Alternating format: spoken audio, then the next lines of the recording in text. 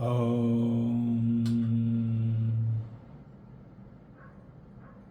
Shanti Mantra. Purnamada Purnamidam Purnat Purnamudachyate Purnasamadaya Purnameva Vashishyate. Om Shanti Shanti Shanti.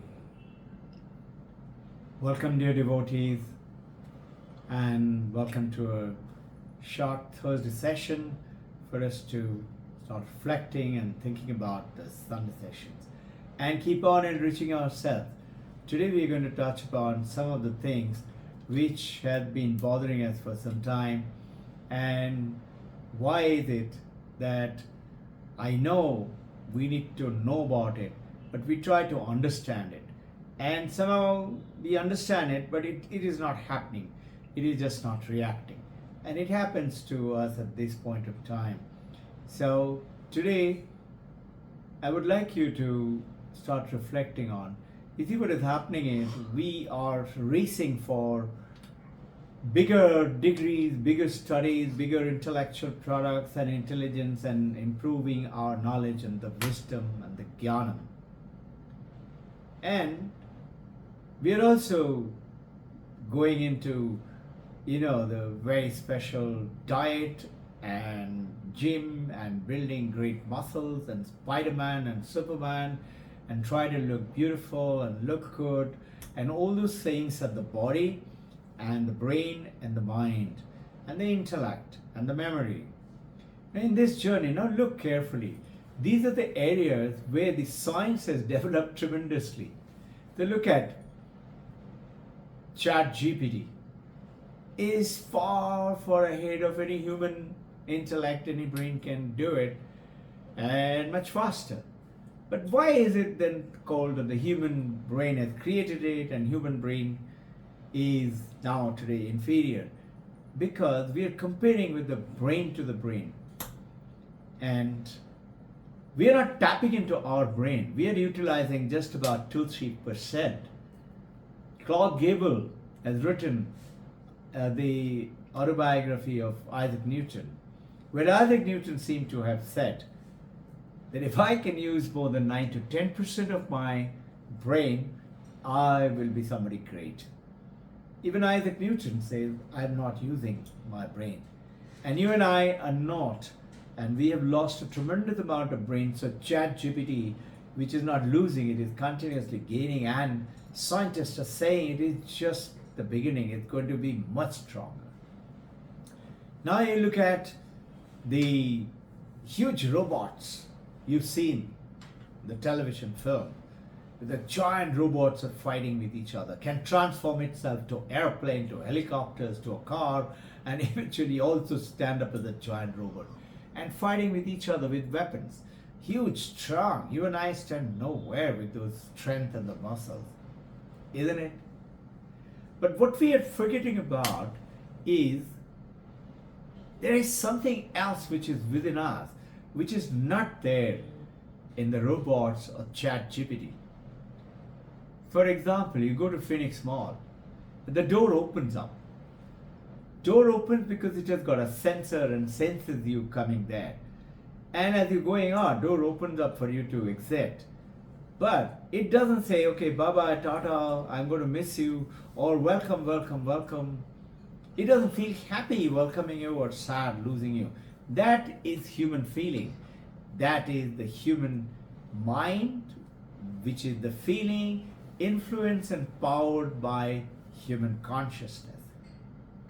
That consciousness is not there in the robotized, mechanized machines.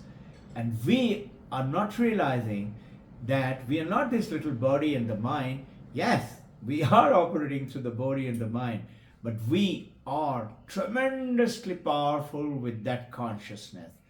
And if we can tap in through the consciousness and empower our this mind, brain, intellect, etc., we will have another dimension of that so-called being superior to the world outside.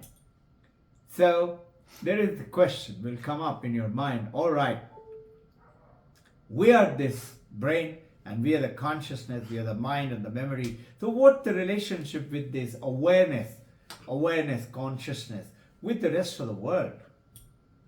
So Sankhya says that the rest of the world is all there, and that is called Brahman, that entire Brahman. And you are Jiva, and you got Atman. Sankhya says you are small and the God is huge and creative and huge dimensions, and Brahman and you are a part of Brahman. But Advaita Vedanta, which you and I are trying to understand and follow, it does not say that. He said, yes, that is the entire universe, that power is the consciousness, is the Brahman. And you are the Atman, but you are none other than that same Brahman. Tat Tvam Asi.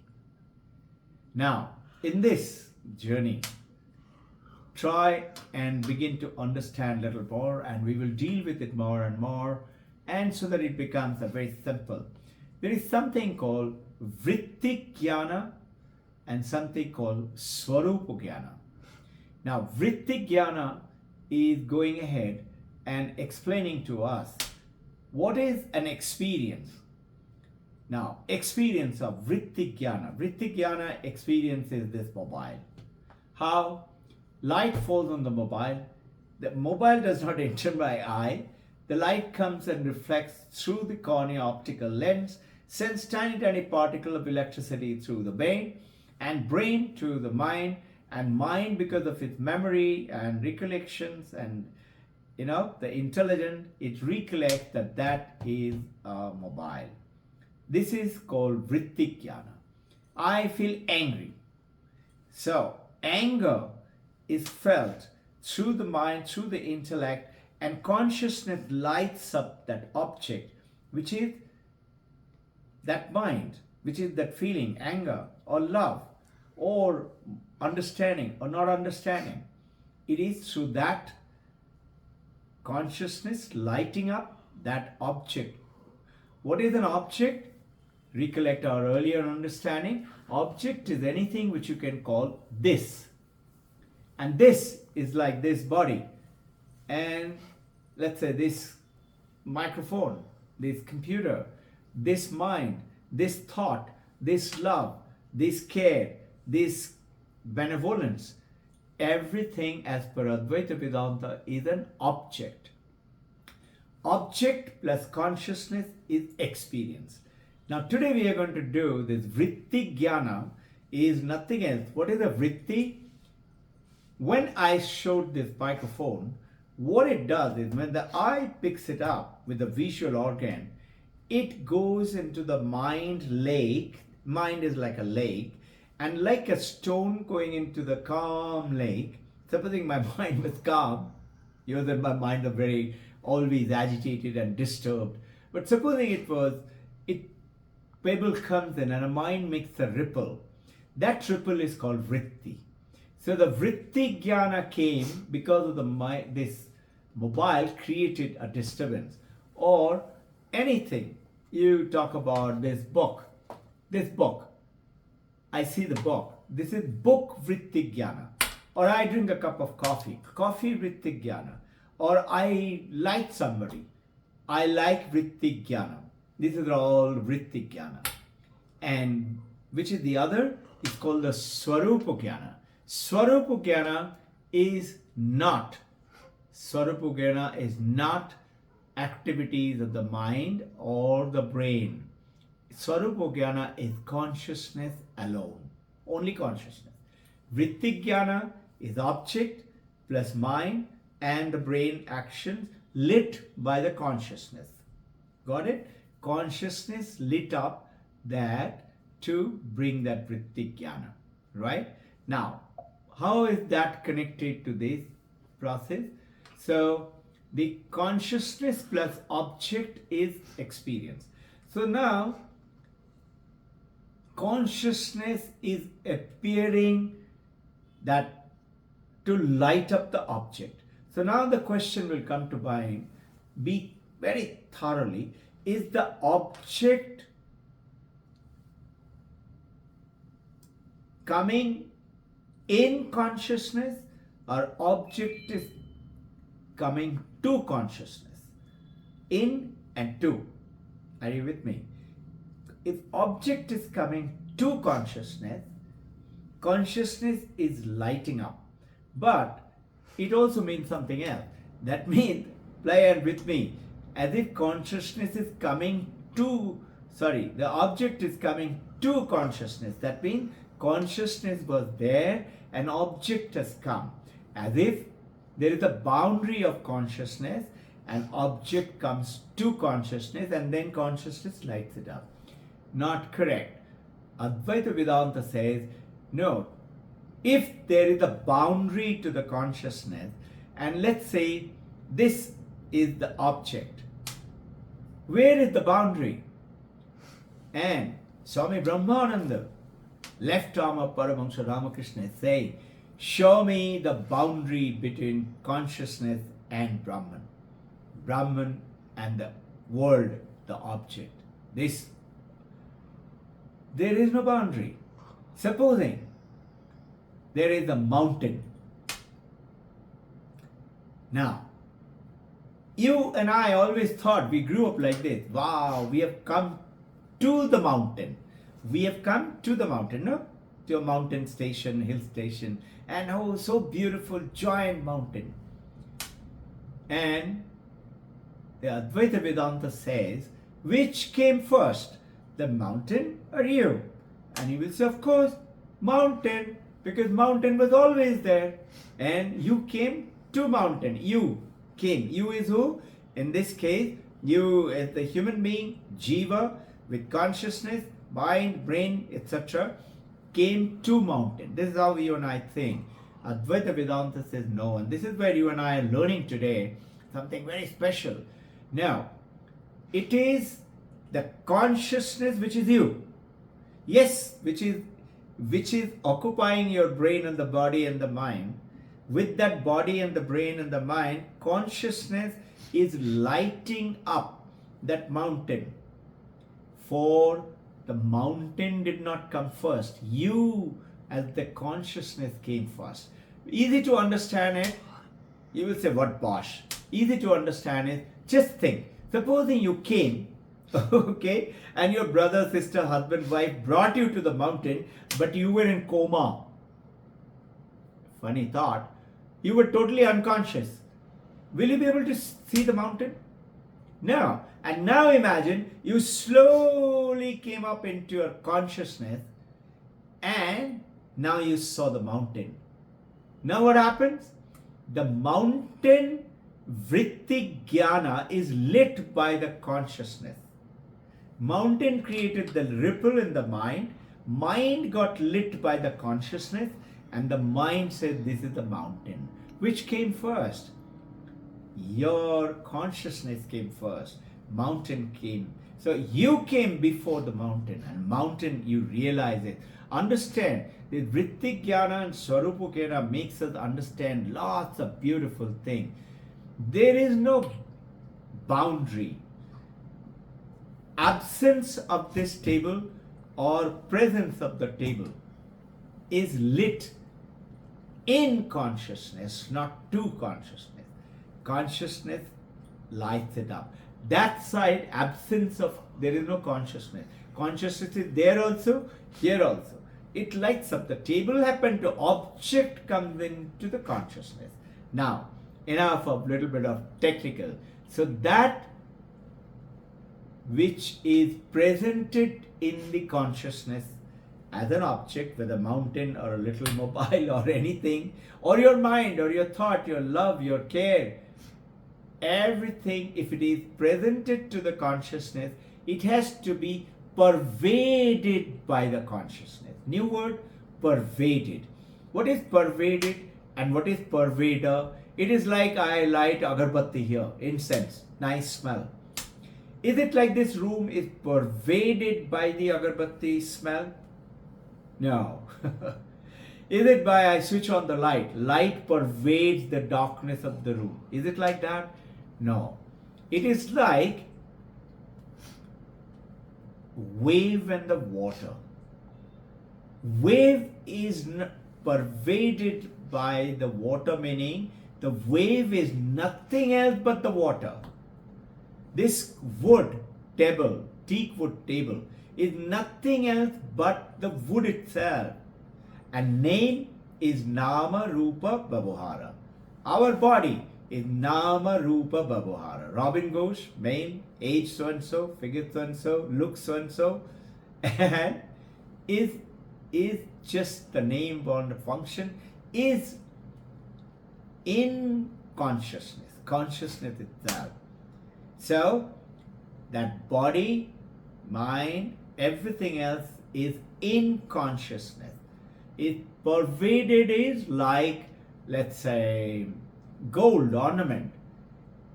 It is not, ornament is the name Nama Rupa Babhara, name, form and function.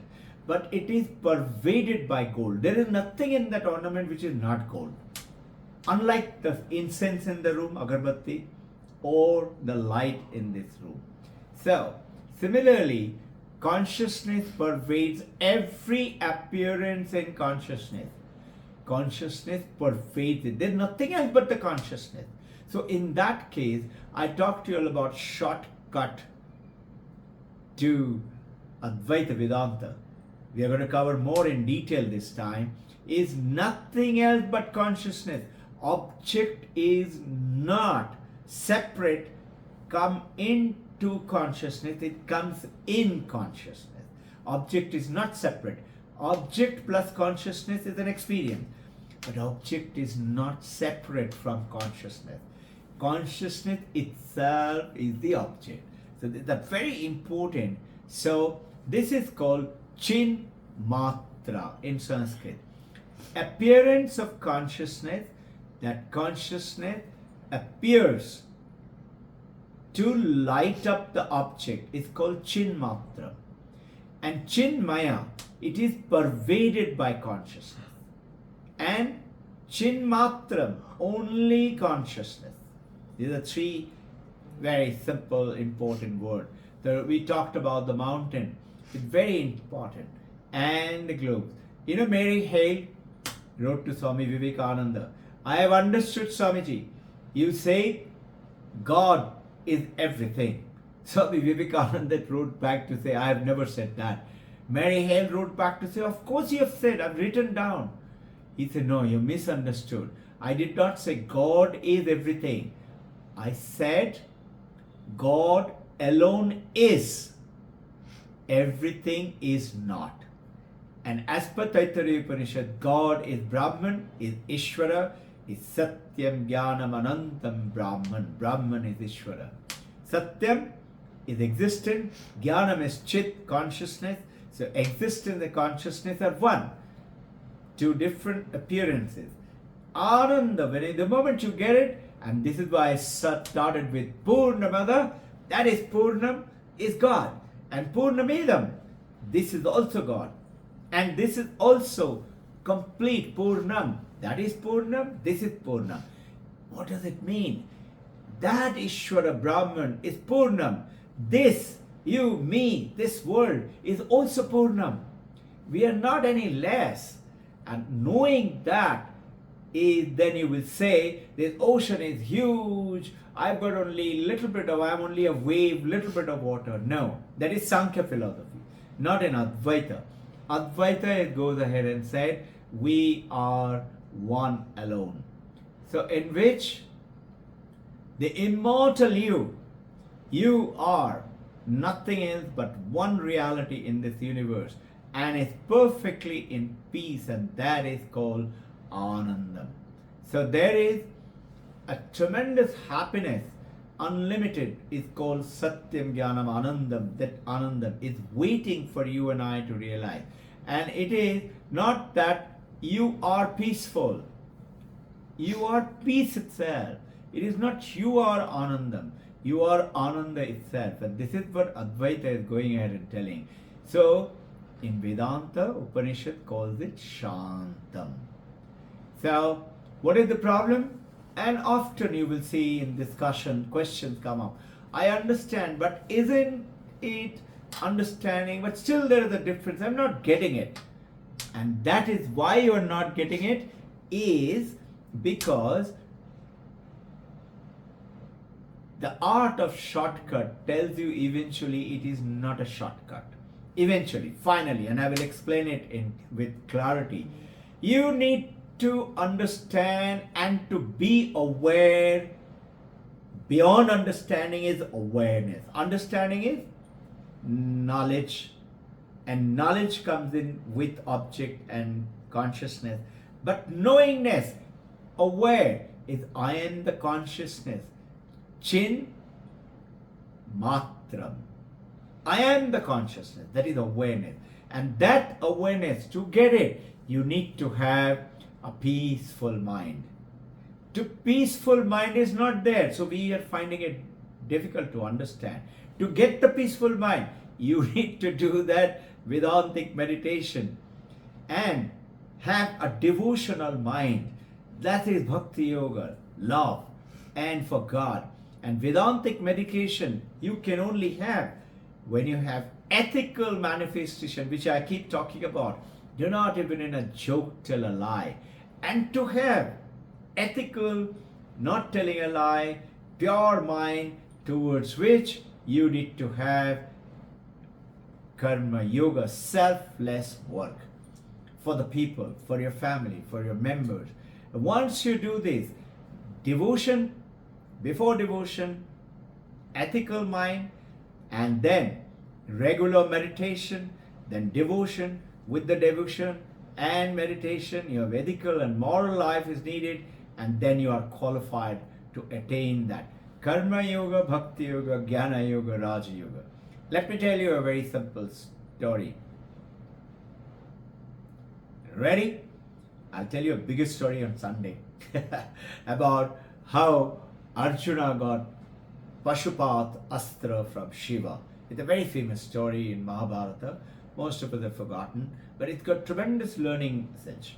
I will tell you another Christian story. You know what? Adam was feeling lonely. You know, Adam created by God. God created this world and God created Adam. Adam was feeling very lonely. Nobody to talk to and feeling all by himself. So God came and said, okay, Adam, I'm going to create a partner for you. I will give you a woman. And she will take care of you. She will wash your clothes. She will cook for you. She will take care of you when you feel lonely and talk to you and love you and care for you. And she will bear you children. And she will never argue with you. And even if there is an argument, she is the first one who will say, I'm sorry. She will not make you wake up at night when the children are born. So Adam said, God, what do I have to give for that? So God said, one hand and one leg. If you give me one hand and one leg, you will have a perfect partner who will never argue with you, who will never do anything but always smile and peaceful and happy and love you and bear you children, and who will cook for you and wash your clothes. Adam said, and God, if I don't give you my arm and leg, and if I just give you one piece of my rib, God said, okay, and now you know, rest of it is history. I wish you good luck. Wait till Sunday. Jai Guru.